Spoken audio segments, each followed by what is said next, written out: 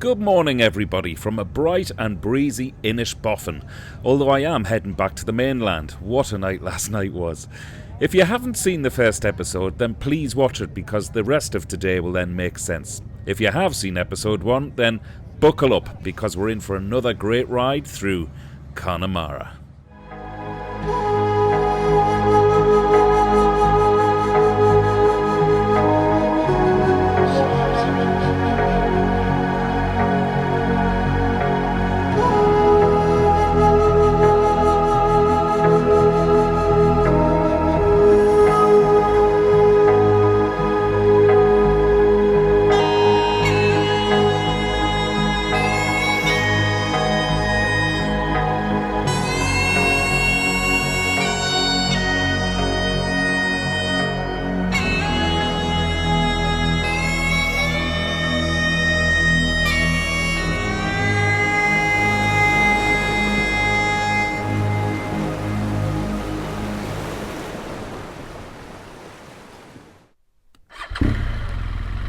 Well, that was some night, and the bike is still here, and it started.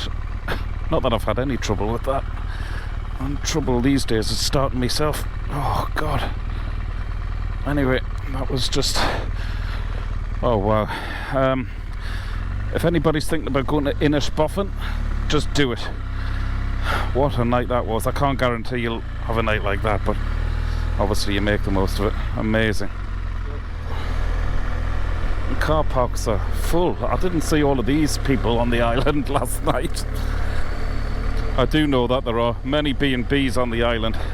I just chose to stay in the pub because I knew I was only there one night. I knew I was guaranteed a bit of grub. Food was absolutely amazing, as was that black stuff they sell, Arthur's finest. But better than anything, the crack. Oh my God, the crack was mighty. Another amazing night in Ireland. Right, we're on the road. And I need that fresh air straight through the visor, into the lungs, sort me out. I actually don't feel too bad. I don't know what time it was this morning when I got to bed, but I was conscious about a bit of an early start. And also riding a motorbike, so I wasn't totally daft. You can still see the mist in the valley over there. Well, I don't know if you can. I keep saying that. I should stop saying whether you can or you can't on the GoPro. If you can, you can. Anyway, it's lovely. It was a bit of a bumpy boat ride all the same. Now, what's today got in store for us? So a 45-minute journey brings me back to the mainland. I'm going to head down into Derry Gimler Bog, which is where the Alcock and Brown memorial statue is. Retrace my steps this afternoon up into the Connemara National Park, play around there for a bit, see what delights behold. Then head up on the northern peninsula up into Renvyle, which is where I'll be staying this evening. Connemara ponies! I'm sure it was. Well, I'm saying it was anyway. I'll go with it. Incidentally, for those of you who've been looking at the instrument displayed down there, just to let you know what I normally have displayed in the bottom half of the screen down here is my tyre pressures. It's just a fail-safe, and I love having that selected. It's just peace of mind knowing that I don't have a puncture.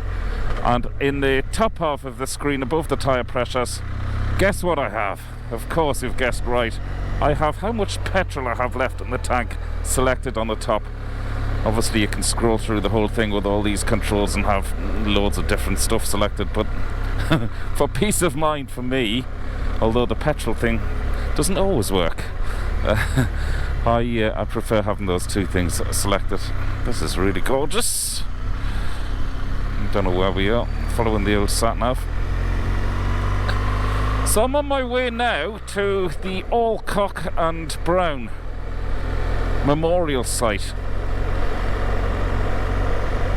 These are two guys who made the first ever transatlantic flight back in 1919, June of 1919.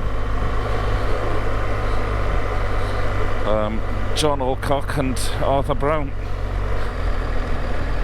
Ah, here it is.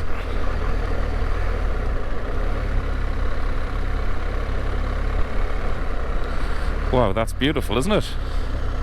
And look at how it looks out over the bay, and I presume that's the bogland. In fact, I know it is because I've read about this, where the tail fin points to. It points out over the bogland where they crash landed their aeroplane.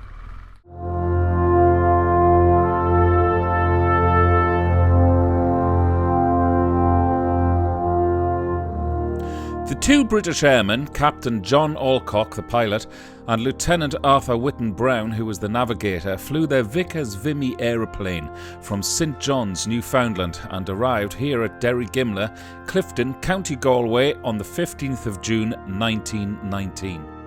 The distance they covered was just short of 1,900 miles, and their flight time was 16 hours, 27 minutes, giving an average speed of 115 miles per hour, powered by their two Rolls-Royce Eagle 8 engines.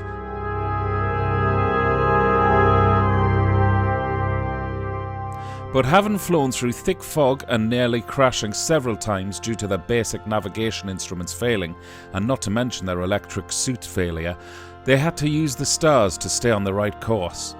However, once the Marconi station was in view, the engines were cut and they glided down to make their historic landing, but unfortunately turned the aircraft on its nose in the soft bogland. Since the aircraft was still carrying enough fuel for a further 10 hours of flight, they scrambled to safety as the fuel began to leak into the cockpit. As they stepped onto Irish soil, they hadn't just become the first aviators to cross the Atlantic, but they had also just completed the inaugural flight of airmail, since they were carrying a sack of letters. Their brave feat won them £10,000 and medals of honour from Winston Churchill, along with worldwide recognition and a place in aviation history. Derry Gimler Bog has a wonderful walkway all the way to the landing site, with information boards dotted consistently all the way through, along with a detailed history of the Marconi transmitter station. Definitely worth another visit when I have more time, but my next stop beckons. Seriously though, what an achievement that was, back in 1919. It's difficult enough for me to go out on a motorbike and not run out of petrol. Now, don't take the mick anymore. Next stop.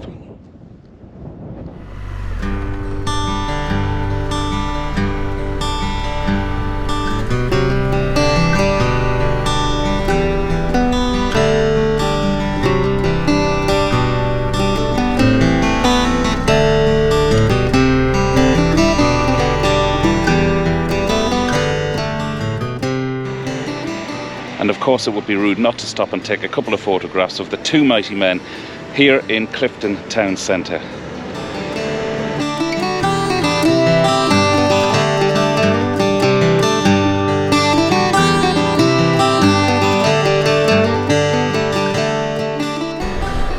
Now look at this for a landscape painting. That's the Connemara National Park in front of us. How beautiful is that? This type of scenery, it always reminds me when I was a kid and I was watching like the opening titles of a Western movie, you know? Out on the plains. Goldwing.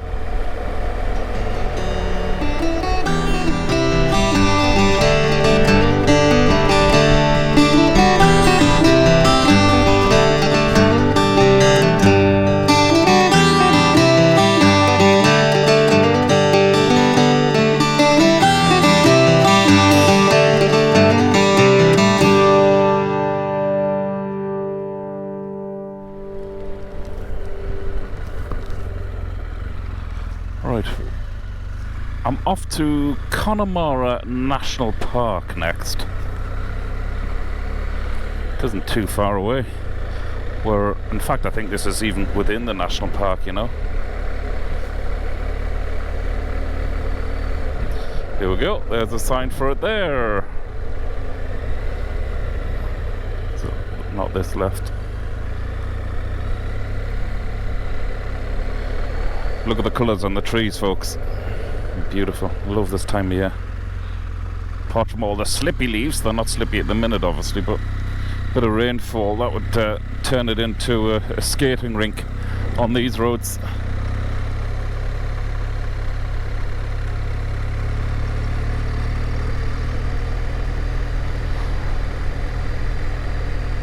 For a minute there I was rather thinking, or rather hoping to be on the Aprilia, the RS660. Definitely get the knee down on these. Woohoo! It's great. Now that hill, I was going to say a mountain, it's not officially a mountain, but that hill you see up ahead of us, hold on, I'll angle the camera a little bit better, I think that's it, that's called Diamond Hill. The reason it's called Diamond Hill is because in certain light conditions and at certain times of the year, all of the quartz within the hill makes it shine like a diamond. And of course, if the copyright laws on YouTube would allow me to, I'd play you that famous song. Was it Rihanna or Beyonce sang that? I don't know. Maybe it's not. You're probably singing it in your head now anyway. This just looks like one big car park. Time to do a little bit of Boy Scouting, methinks. At least I get to go back down these twisties. Now behave, Dave. Mind you, look at the view.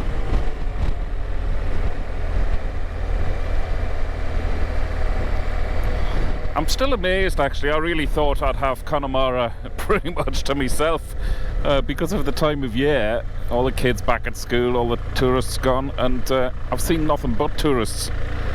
I haven't had the camera running for most of it, but I've met a lot of Americans.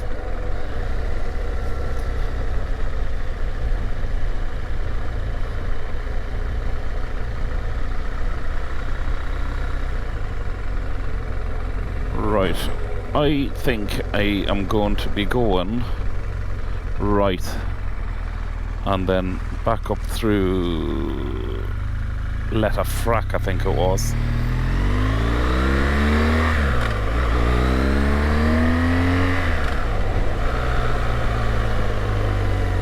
It's a really solid gearbox on this. I love it so much. Just clunks into place. And it gives you that audible, resounding clunk, just to let you know. So you don't have to look at your gear indicator. You just, you know you've hit the pedal. There it is, but that's a dead end. That's where I've been. This is so pretty, isn't it? A lot of student rental place around here. Oh no, look at this. Yeah, that's Diamond Hill there. And it's probably as close as I'm gonna get.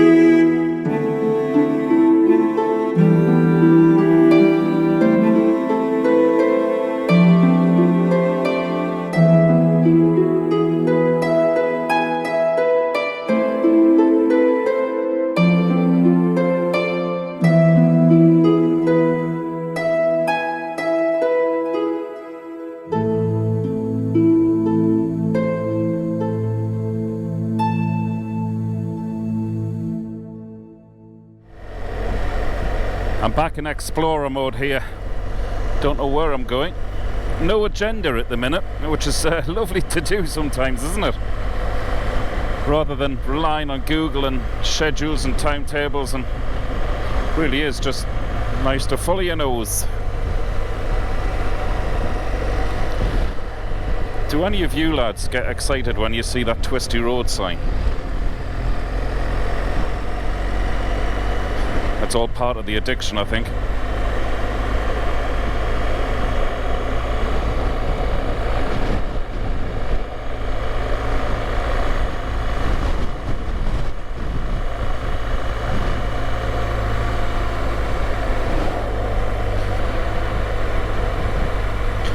All the leaves now falling off the trees.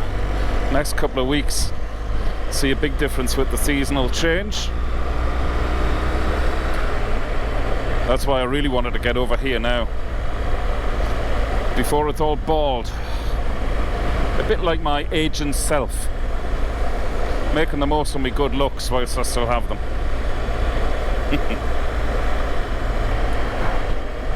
One of the great Irish, oh wow, look at that, is that a house? Looks like a house and a sort of farm behind it, amazing.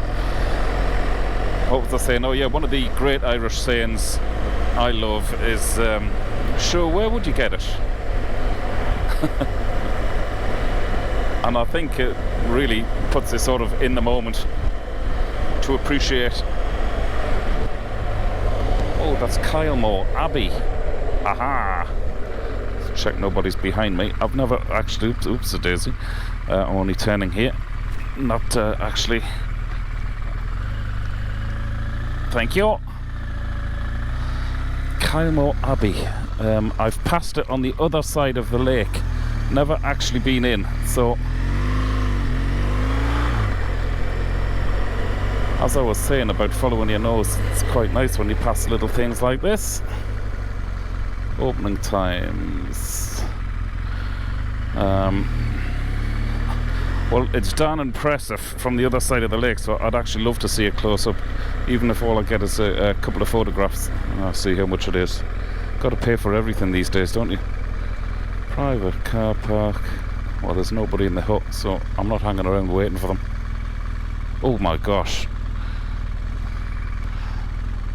It's over there on the other side. There's loads of people here. This is where everybody is. Come to Connemara and go and visit Kylemore Abbey. I think I'll just park here. Seems to be loads of spaces, so even if I do take up a car parking spot, there's loads more. Now, look at it through the gap there between the trees. This is definitely worth a walk over the bridge to visit. Right, power off, and then I'll push the bike back because it's a bit difficult. I'm on an incline here, so it's a bit difficult. Yeah, I'm going to make an idiot of myself here. Okay, power down.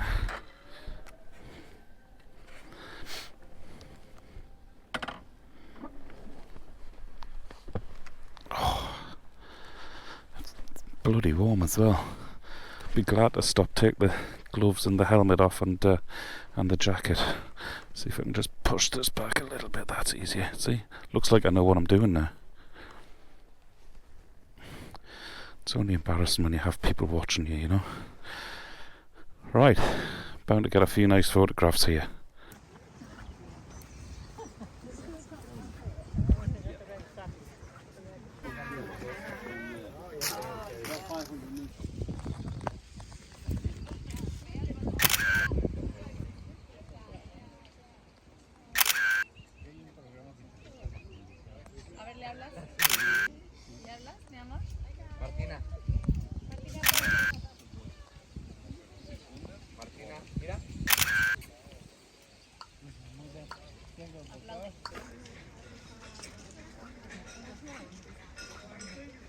Well, this is as far as I can go without paying.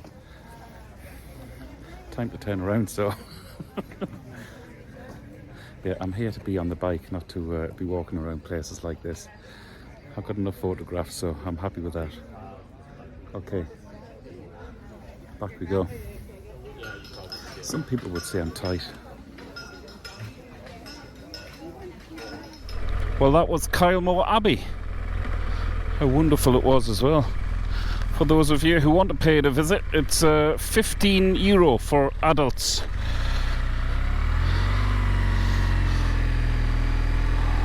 To be honest, I mean, it's quite a bargain because they've got a very nice looking cafe there, and well, you could pretty much spend a day there if you want. It's quite cheap, I suppose, in these modern times. Okay. Back on the highway.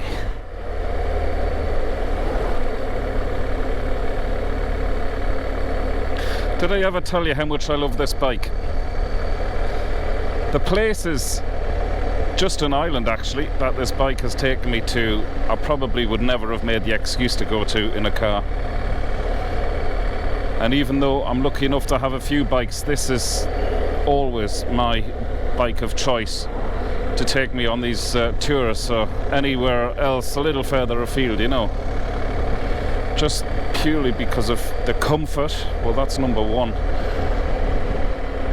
Reliability is number two. I hope I haven't just jinxed that.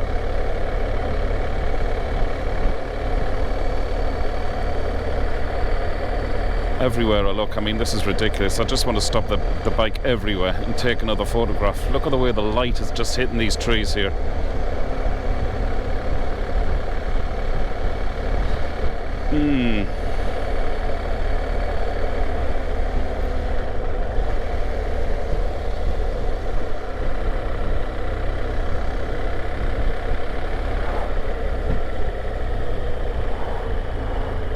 Very narrow roads for a camper van, and this isn't even the worst of them. I've squeezed past cars a few times just on my bike. Not sure I'd like to be manoeuvring one of these things in front of me around these little roads. Mind you, the advantage, of course, is you can stop, make a cup of tea, or just pull up for the night. That must be brilliant, actually.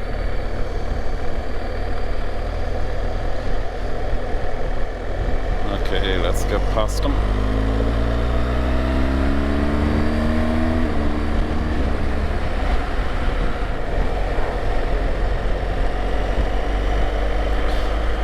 There's always a filling station when you don't need one. My daughter came here.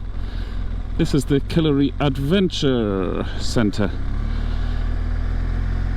Yeah, I think you come here for a proper full-on Irish week. I mentioned in yesterday's video, I think it was, that we're in the Gaeltacht, so you're encouraged to speak Irish, and that's why the school field trips come here, you know, and you have to speak Irish. My wife, indeed, when she was a child, she came here as well, and she tells a funny story of getting the ruler across the palm of her hand because she was caught speaking English.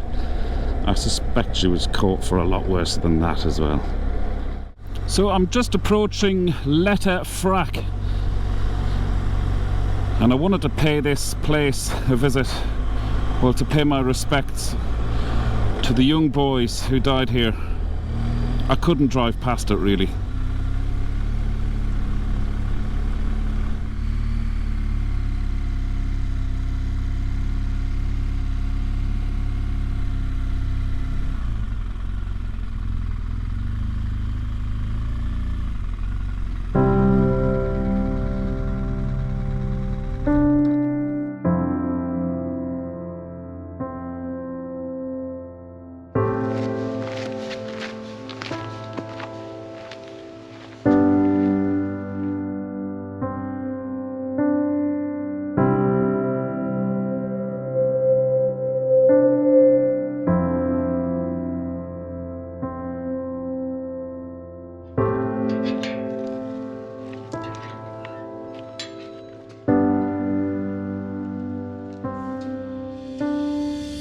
In 1887, the doors of Letterfrack Industrial School opened to care for neglected and orphaned children.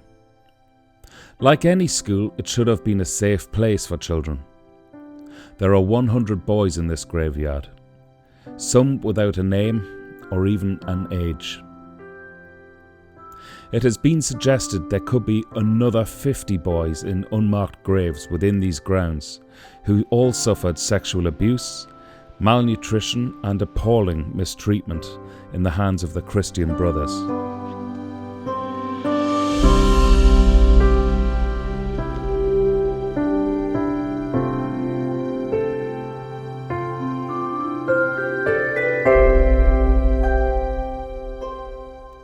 The graveyard has been restored to remember the young boys who lost their lives, and I only wish for one thing, that their suffering has ended, wherever they may be now.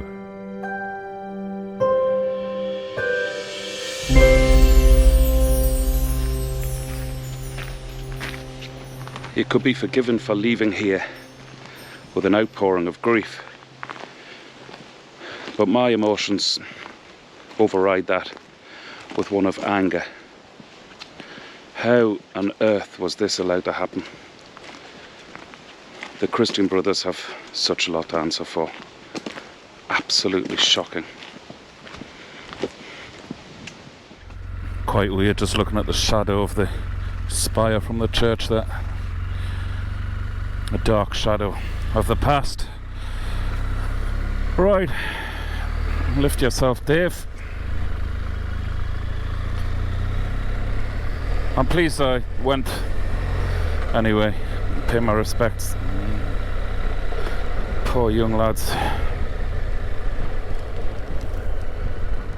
I really hope you had a great day today, and you enjoyed all of that scenery and the stories to be told along the way. I know I did. Right, we're approaching Renvyle House now. Now this looks nice. I was actually here before, so that's why I know to stay here. It's an amazing place to stay, amazing history, and an even better restaurant.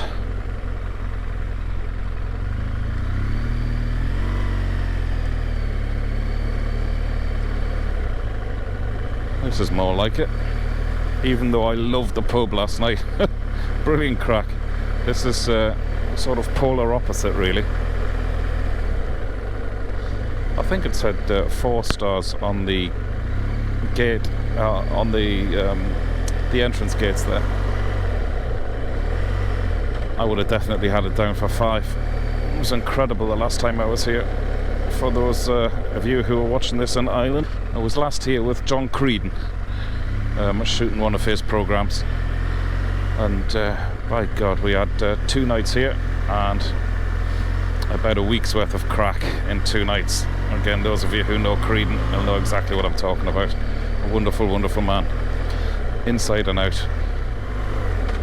God, this driveway seems to go on forever. I think we're nearly there.